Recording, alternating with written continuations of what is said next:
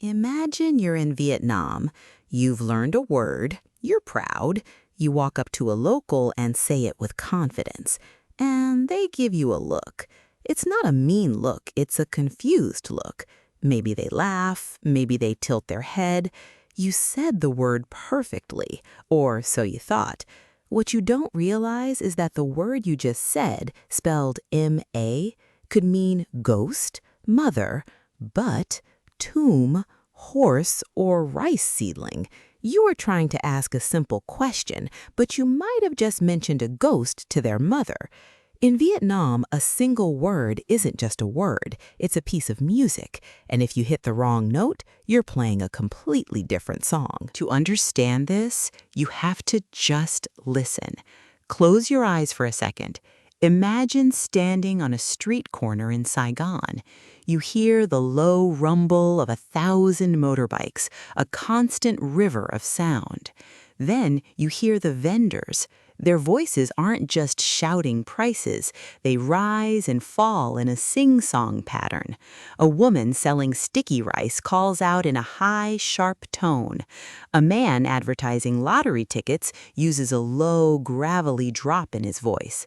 This isn't just for dramatic effect. Every dip, every rise, every curve in their speech is as important as the consonants and vowels. It's a symphony of commerce where the melody is the message. You might think you're hearing random chatter, but you're actually hearing hundreds of tiny, precise musical notes, each one carrying a specific and unchangeable meaning. This is the sound of a tonal language in its natural habitat, and it's the reason why your one word became six. So what are these musical notes? They're called tones, and in Vietnamese, there are 6 of them. Let's go back to our word, M-A.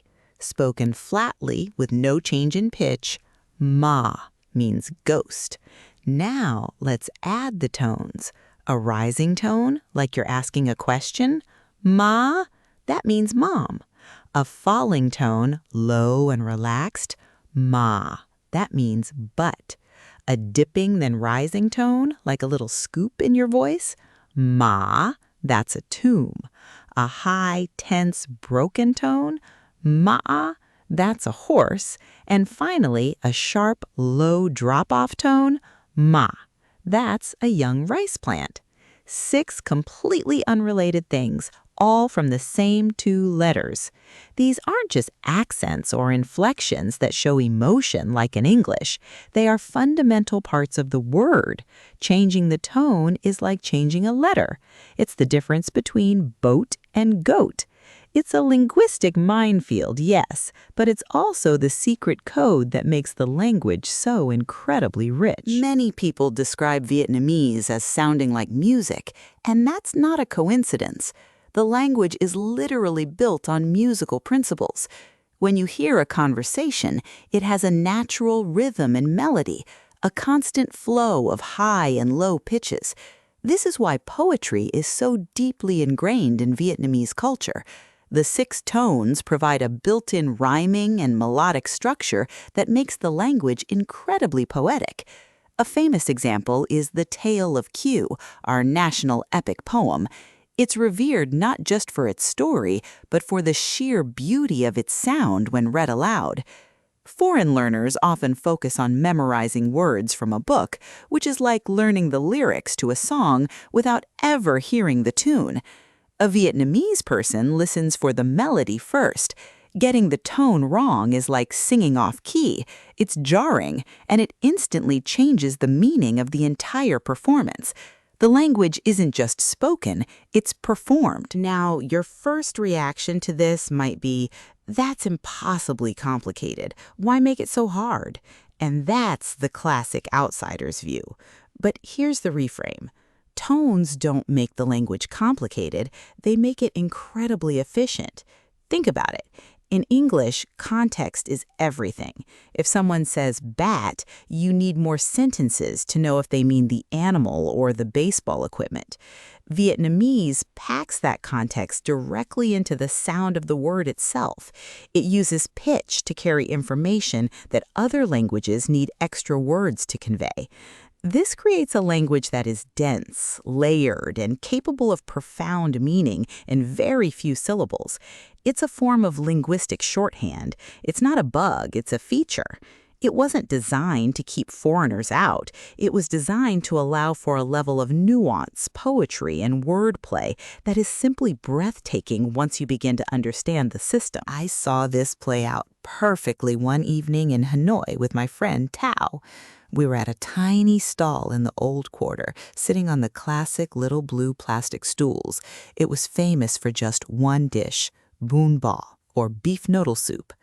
A young tourist, clearly trying his best, sat down and confidently ordered bún bò, but his tone for bò was flat.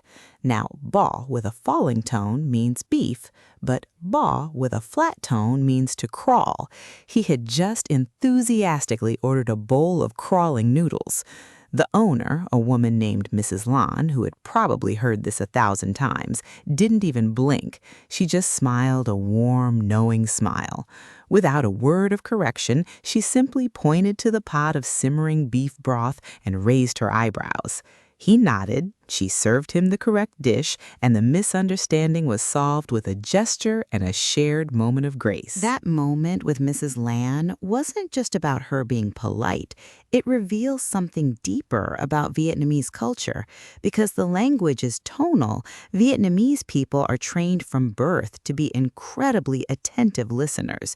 You can't just passively hear the words. You have to actively listen for the subtle shifts in pitch, the musicality that carries the true meaning. This fosters a high-context culture where people pay very close attention to nonverbal cues, tone of voice, and the relationship between speakers. It's why saying no directly can sometimes feel abrupt or rude. The culture prefers softer, more nuanced ways of communicating. The language itself is a training ground for empathy and social awareness.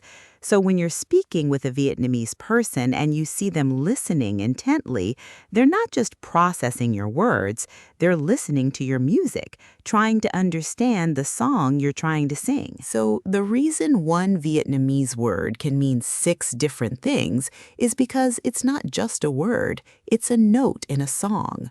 The tones are the invisible ink that carries the true meaning, a system that values poetry and efficiency over simplicity.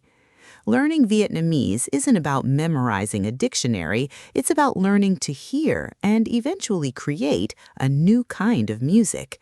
It's about understanding that the most important information isn't in what is said, but in how it is sung. And that's the real secret. If these stories help you see Vietnam in a new light, subscribe for more, because there's a whole symphony here, and we've only just heard the first few notes.